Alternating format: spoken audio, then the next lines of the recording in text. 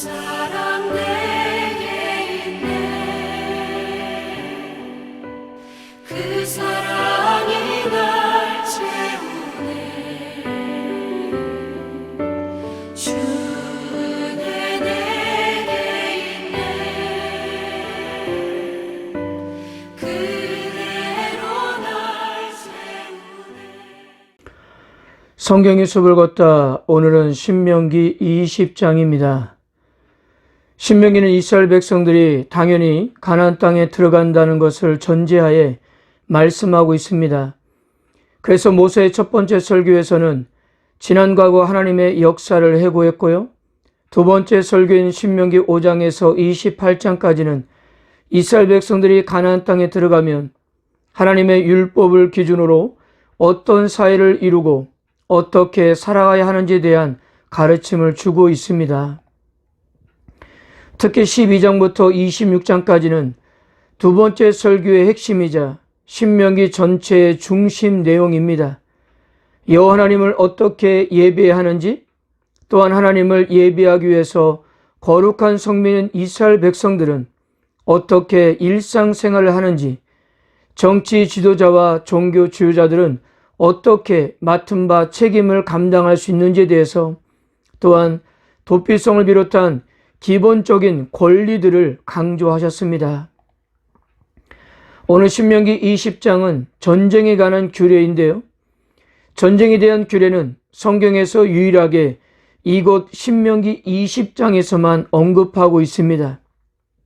이 역시도 이제 곧 가나안 땅에 들어갈 이스라엘 백성들이 반드시 숙지해야 하는 그런 사항이었던 것입니다. 일반적으로 전쟁에 대한 규례라고 한다면 전쟁의 전술과 전략, 전쟁 매뉴얼에 대한 내용이어야 하는데, 근데 막상 우리가 20장을 읽다 보면 거의 대부분 전쟁에 임하는 백성들을 권면하는 측면만 이렇게 부각되고 있습니다. 그리고 하나님은 전쟁에 임하는 이스라엘 백성들에게 준비하라고 하는 것은 바로 그들의 믿음뿐이었습니다. 출애굽 사건에서 확실히 보여줬듯이 이스라엘의 능력은 그들의 군사력에 있지 않고 그들과 함께 하시는 하나님께 있었기 때문입니다. 그러므로 하나님이 이스라엘과 함께 하시는 한 백성들은 두려워할 필요가 없었습니다. 1절입니다. 내가 나가서 적군과 싸우려 할 때에 말과 병거와 백성이 너보다 많음을 볼지라도 그들을 두려워하지 말라. 애굽 땅에서 너를 인도하여 내신 내 하나님 여호와께서 너와 함께 하시느니라. 그리고 이미 이스라엘은 애굽을 나올 때에 하나님께서 애굽의 말과 병거를 어떻게 하셨는지를 직접 목격한 바가 있었습니다. 그래서 이스라엘 백성들이 두려워할 것은 막강한 적군이 아니라 하나님이 그들과 함께 하시지 않는 경우입니다. 세상은 이런 군사력이 전쟁의 승패를 결정한다고 믿고 있지만, 그러나 이스라엘의 승리는 여호와를 의지하는 거였어요. 그러므로 전쟁의 승패는 하나님을 향한 그들의 믿음에 의해서 결정되는 것이었습니다. 하나님이 전쟁을 하는 이스라엘 백성들과 함께 하신다는 것을 상징하기 위해서 군대가 결성되면 제일 먼저 제사장이 군대를 격려했습니다. 이 제사장의 격려 메시지 핵심도 두 가지였어요. 첫째, 두려워하지 말라. 둘째, 여호와께서 함께 하신다는 거였습니다. 그러니까 두려움의 해결책은 하나님께 있다는 거예요. 싸움의 주체가 하나님이시기 때문입니다. 그 하나님께서 그들과 함께 하시면서 싸워주시고 구원을 이룰 것이기 때문입니다. 자, 이렇게 제사장의 격려 메시지가 끝나면 책임자들이 나와서 면제 조건을 알리고 싸움에 부적합한 자들을 돌려보냈습니다. 신명기의 핵심 주제는 율법을 통해 이스라엘이 풍요를 누리는 것입니다. 그런데 여기에 제시된 조건에 해당되는 사람들은 자신들의 노력에 대한 열매와 하나님의 축복을 충분히 누리지 못했던 것입니다. 모세는 이들을 돌려보내 충분히 누린 후에 훗날 전쟁에 참여하도록 그렇게 했던 것입니다. 이스라엘은 전쟁을 위해 성인 남자를 소집한 후에 다음 조건에 해당되는 사람은 집으로 돌려보냈습니다. 첫째, 새 집을 짓고 입주하지 못한 사람입니다. 낙성식을 행하지 못했다는 것은 집을 새로 짓고 나서 입주를 하지 못했다는 뜻입니다. 사람이 심려를 기울이고 힘들게 집을 지었는데 그 집에서 살아보지 못하고 전쟁에 가야 한다면 얼마나 마음이 아플까요? 게다가 살아서 돌아온다는 보장도 없으니 말입니다. 둘째는 포도원을 만들어 놓고 그 과실을 먹지 못한 사람입니다. 민수기 19장의 예를 들면 과실나무를 심으면 처음 3년 동안은 그 나무에서 과실을 따서는 안 되었어요. 심은 지 4년째 되는 해는 열매를 모두 하나님께 드려야 했고요. 그렇다면 농부는 5년째 되는 해에 가서야 과실을 먹을 수가 있었습니다. 이렇게 보면 포도를 만드는 자는 최고 5년까지 전쟁에 동원되지 않을 수가 있었습니다. 사람이 자신의 노력에 대한 결실을 맛보는 것은 매우 중요한 일이었기 때문입니다. 셋째, 약혼은 했지만 아직 결혼하지 못한 사람입니다. 아내나 다름없는 약혼자를 두고 전쟁에 나간다는 것은 너무나도 슬픈 일입니다.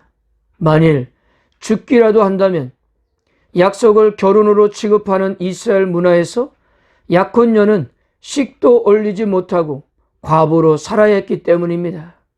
그러므로 결혼한 신랑은 1년 동안 전쟁에 보내지 않았습니다. 넷째는 두렵고 마음이 허약한 사람입니다. 전쟁에 임했을 때 극도로 두려움을 가지고 있으면 제대로 싸우지 못할 뿐 아니라 용감하게 싸우려고 하는 군사들의 사기까지 떨어뜨릴 수가 있는 거였습니다. 그렇다면 이런 사람은 전쟁에 없는 것이 오히려 도움이 되는 것이었습니다. 근데 우리가 20장을 읽으면서 이런 생각을 할 수가 있습니다. 이 조건에 해당되는 사람들을 모두 돌려보낸다면 그럼 과연 누가 전쟁을 할 것인가 하는 것입니다. 일반적으로 전쟁은 숫자의 싸움이라고 합니다. 군사가 없는 것보다 많은 것이 여러 가지로 유익합니다. 그런데도 이런 조건에 해당되는 사람들이 다 돌아간다면 과연 몇 명이 남아서 전쟁을 해야 하는 것일까 하는 거예요. 방금 전에도 이야기했는 것처럼 이러한 조건에 해당되는 사람들이 다 집으로 돌아가도 괜찮았다는 것은 전쟁의 승리는 군사력이나 무기에 있지 않고 여호와 하나님께 달려 있었기 때문이었습니다. 이스라엘 백성들은 여기에 대한 신앙 고백이 있었던 거예요.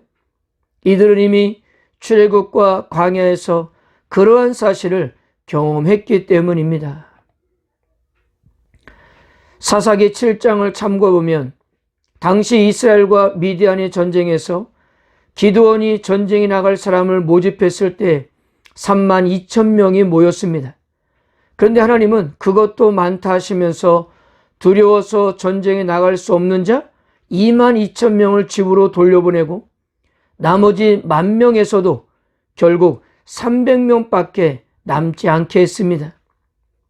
미디안의 군대는 메뚜기의 많은 수와 같고 그들의 낙타의 수가 많아 해변의 모래가 많은같이 그렇게 많은 상이었는데도 불구하고 말입니다. 그런데 전쟁의 결과는 어떻게 되었습니까? 기드온의 군사 300명으로 수만 명이 넘는 미디안 군대를 물리친 것입니다. 여기도 하나님께서는 전쟁의 승패는 결코 사람의 능력과 숫자에 있지 않고 하나님의 손에 달려있음을 알리셨던 것입니다. 전쟁은 하나님께 속한 것이기 때문이었어요. 사랑하는 성도 여러분, 오늘날 우리가 싸워야 할 전쟁도 하나님의 손에 있음을 믿으시길 바랍니다. 우리의 죄와의 전쟁, 영적인 전쟁, 세상과의 전쟁 모두 우리의 힘으로 이길 수가 없는 것입니다. 하나님을 의지할 때 하나님은 우리를 대신해서 싸워 주실 것입니다. 10절부터는 이스라엘이 다른 민족들과 전쟁할 경우 준수해야 할 사항을 언급하고 있습니다. 이것을 더 자세하게 구분하면 10절에서 15절 그리고 19절에서 20절은 가나안 땅 밖에 있는 이스라엘 민족과 이방인 민족과 치른 전쟁에 관한 규례입니다. 이것은 이미 가나안 땅을 정복하고 난 후에 이스라엘 백성이 정착하고 난 후에 가나안 땅 인근에 살고 있는 민족들과의 전쟁을 말하고 있는 것입니다. 그런데 16절부터 18절까지는 이스라엘 백성들이 이제 곧 가나안 땅에 들어가서 그곳에 살고 있는 가나안 민족들과의 싸움에 대한 규례입니다. 차이점은 이것입니다. 일반적으로 이방인과의 전쟁 때는 먼저 그들에게 평화를 선택하도록 했습니다. 그래서 만일 항복을 하면 그들을 부리는 노비로 삼을 수가 있었고요. 그러나 만일 항복하지 않으면 그 성읍을 정복해서 남자 성인은 다 죽이고 나머지는 취할 수가 있었습니다. 그러나 가나안 땅에 들어가서 치료할 전쟁에서는 16절에서도 본 것처럼 숨 쉬는 것은 하나라도 살려두어서는 안 되었습니다.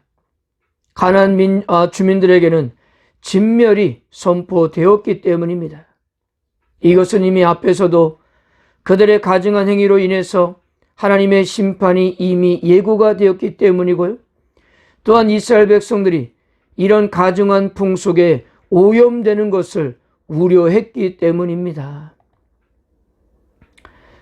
자, 여기에 대해서 여러 번 언급을 했지만 그리고 우리가 앞으로 여호수아서에 가서도 다시 나올 수 있는 주제인데요. 가나안 원주민들을 모두 죽이라는 말씀은 오늘날 문자적으로 적용할 수 없는 문제입니다. 구약의 전쟁은 그 시대만 해당되는 특별한 사항이었기 때문입니다. 율법을 완성하신 예수님께서 무엇이라고 하셨습니까? 원수를 사랑하라고 말씀하였습니다. 우리는 아직도 율법에 얽매여 있는 사람이 아니라 율법을 완성하시고 이루신 예수님의 말씀을 따라가는 사람들입니다. 이런 말씀을 읽을 때마다 우리는 하나님께서 얼마나 죄악을 싫어하셨는지를 생각하셔야 합니다. 그래서 그렇게 철저하게 도말하시려고 했던 거예요. 그러므로 우리는 오늘날 이런 말씀을 읽으면서 우리가 죄를 철저히 멀리하고 절대로 타협해서는 안 된다는 엄중한 경고로 들어야 하는 것입니다. 사랑하는 성도 여러분, 세상에는 싸움이 끊이지 않습니다. 개인 간의 싸움, 나라 간의 싸움, 선한 싸움, 악한 싸움 등 세상에서 싸움은 피할 수가 없습니다. 그리고 우리 그리스도인들에게는 죽을 때까지 싸워야 하는 영적인 전쟁이 있지 않습니까? 솔직히 우리 눈에 보이는 모든 싸움에는 이 영적인 전쟁이 원인이 되고 있다고 보면 될 것입니다.